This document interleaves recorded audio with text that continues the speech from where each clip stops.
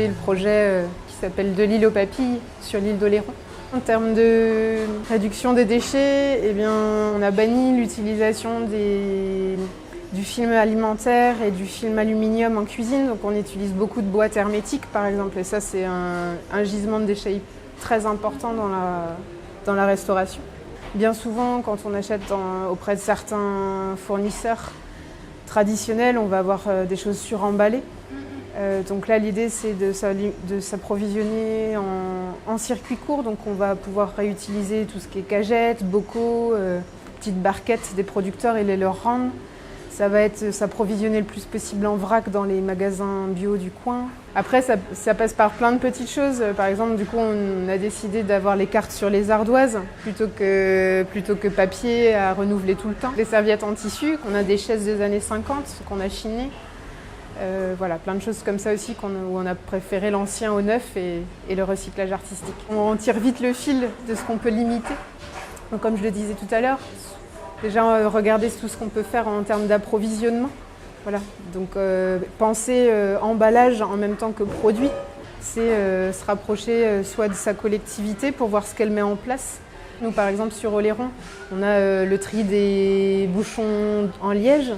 On a le tri des huiles usagées. Alors, qu'est-ce qu'on arrive à utiliser localement ? Tout, ou presque. On va trouver du vin, on va trouver de la bière, on va trouver des huîtres, on va trouver des produits de la mer évidemment, puisqu'on a le port de la Cotinière sur l'île.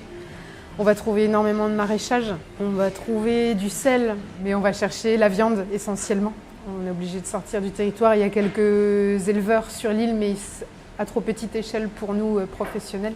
On a la chance d'avoir un territoire qui bouge beaucoup dans la gestion des déchets. La seule chose qui freine aujourd'hui, malheureusement, en effet, c'est cet aspect logistique. Et on fait 1 ou 2 kilomètres pour aller mettre nos déchets dans un composteur. Ça paraît rien, mais au quotidien, c'est une tâche supplémentaire. On aimerait qu'à terme, même s'il y a des études qui sont en train d'être faites, eh bien, il y a un ramassage en porte-à-porte. Les avantages que je vois au fait d'être sur une île dans ces démarches-là, c'est en effet le fait qu'il y ait des frontières naturelles.